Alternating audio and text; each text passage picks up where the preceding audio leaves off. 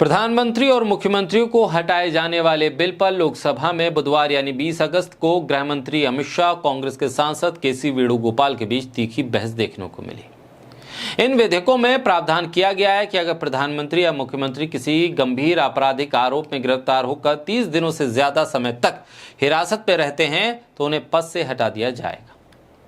लोकसभा में संविधान के 130वें संशोधन विधेयक 2025, केंद्र शासित प्रदेश शासन संशोधन विधेयक 2025 और जम्मू और कश्मीर पुनर्गठन संशोधन विधेयक 2025 पेश किए जाने के बाद कांग्रेस के सांसद केसी वेणुगोपाल ने 2010 के सोहराबुद्दीन शेख फर्जी मुठभेड़ मामले में गुजरात के तत्कालीन गृह मंत्री रहते हुए अमित शाह की गिरफ्तारी का हवाला दिया और उनकी नैतिकता पर सवाल उठाए। अब सवाल यहां से नैतिकता का शुरू हो गया। उन्होंने कहा कि विधेयक देश की संघीय व्यवस्था को कमजोर करने के लिए लाया गया है। ये संविधान की बुनियादी सिद्धांतों को कमजोर करने के लिए है। भाजपा नेता कह रहे हैं कि यह विधेयक राजनीति में नैतिकता लाने के लिए है। वेणुगोपाल ने कहा कि क्या मैं गृह मंत्री से एक सवाल पूछ सकता हूं कि जब वो गुजरात के गृह मंत्री थे तब उन्हें गिरफ्तार किया गया था, क्या उस समय उन्होंने नैतिकता का पालन किया था? इस बयान के बाद हंगामा शुरू हो गया।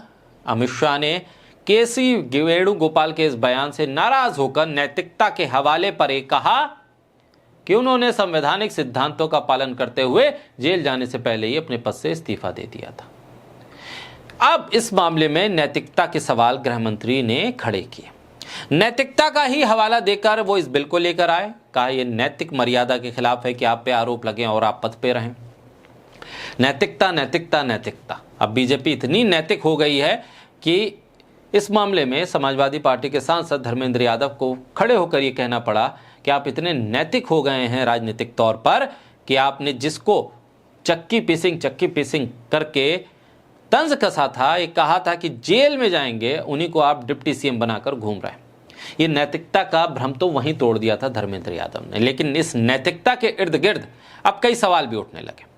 केरल कांग्रेस ने एक ट्वीट किया और लिखा, dear Amit Shah, we are with you on the commitment to the restoring moral standard in politics.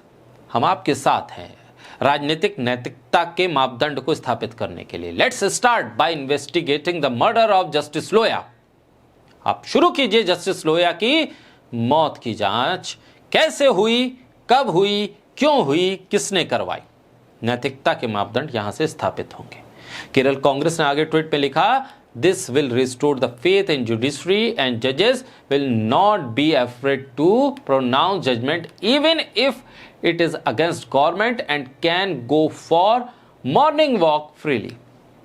गंभीर तंज कसते हुए केरल कांग्रेस ने लिखा कि ये आप अगर कर देंगे उससे जजेस और जुडिशरी भी आज़ाद महसूस करेगी। उन्हें डर खत्म हो जाएगा कि अगर वो कोई जजमेंट सरकार के खिलाफ पास करते हैं तो उन्हें कोई खतरा होगा और साथ ही वो मॉर्निंग वॉक पर आज़ादी के साथ घूम सकेंगे। We sincerely hope you will accept this challenge. Kerala Congress कह रही है कि अमित शाह शायद इस चैलेंज को मंजूर करेंगे क्योंकि वो नैतिकता के मामले में संसद में बोल रहे थे और नैतिकता के आधार पर इस बिल को लेकर आए संविधान संशोधन के। तो नैतिकता का हवाला देते हुए केरल कांग्रेस ने कहा कि जस्टिस लोया की मौत की इस गुत्थी को सुलझाइए, जांच के आदेश दीजिए, फिर जजेस भी खुद को फ्री समझेंगे, आज़ाद समझेंगे। नैतिकता के हवाले से मॉर्निंग वॉक पर जाना उनका आसान हो जाएगा। अब गृह मंत्री अमित शाह के संसद में दिए गए बयान, केसी वेणुगोपाल को दिए गए जवाब में केरल कांग्रेस का ये ट्वीट खासा चर्चा में है।